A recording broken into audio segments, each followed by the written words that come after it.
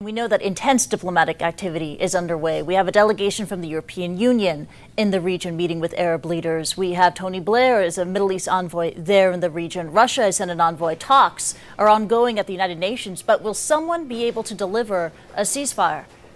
Well, it's going to be very tough, at least in the short term, because of, as you've just seen, both sides have very different calculations.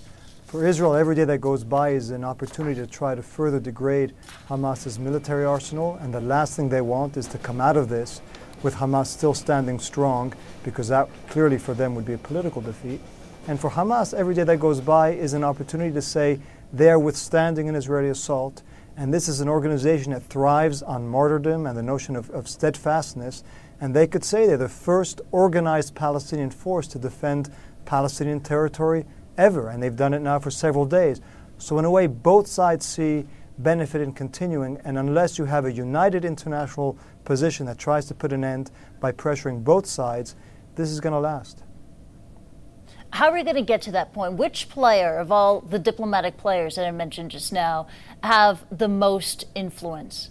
Well, no player alone, because you need a combination of players that have influence over Israel, such as the United States and some European countries, and countries that have not only influence over, but at a minimum, contacts with Hamas, whether Turkey or some Arab states or some European countries like Switzerland and Norway.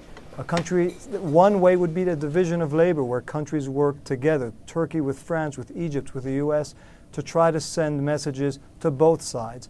Right now, what caused the breakdown of the ceasefire in large part is the absence of an effective, credible mediator that could speak to both sides.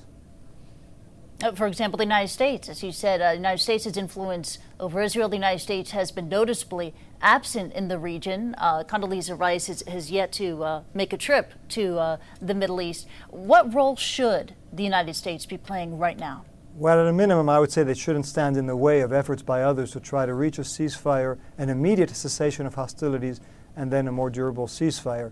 The calculation in Washington seems to be reminiscent of what happened 2 years ago in 2006 during the war between Israel and Hezbollah, which was, let's let this continue, let's let Israel degrade Hamas enough, and then the conditions for durable ceasefire could be there. But that is neglecting all of the horrible things that are happening right now, which we just saw on the TV screen, but also the risk that as time goes by, some new catastrophic events could happen, a rocket that lands in a school, an Israeli attack that goes terribly awry and causes countless casualties, civilian casualties. And also, as time goes by, the moderates are not winning. The so-called pragmatic forces are not winning. They're being discredited, and the more radical forces seem to be gaining by the day. So time is not on the side of those who think that things should end up with a boost for peace or moderate forces. I know it's not happening until later this month, but could new leadership under Barack Obama make a difference? Well, it depends very much on what situation President-elect Obama finds when he comes into office. We could still have the continuation of the current operations. We could have a ceasefire. We could have perhaps Israel deep into Gaza and having sought to topple Hamas and overthrown its levers of power. So what President-elect Obama will be able to do come January 20th will depend very much on the situation he finds.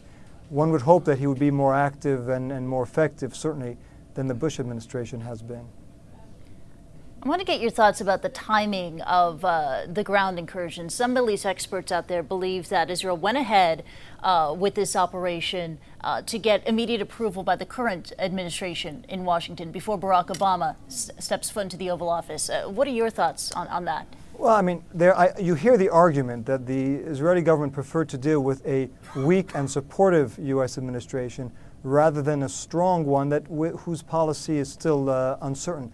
I think the timing in this case, though, was really dictated by events on the ground, and that from Israel's perspective, the aerial campaign had basically achieved the objectives it could. There were no more good targets, military targets, and unless Israel was prepared to stop then, it had to take it to the next stage, which is a very uncertain, very risky land incursion.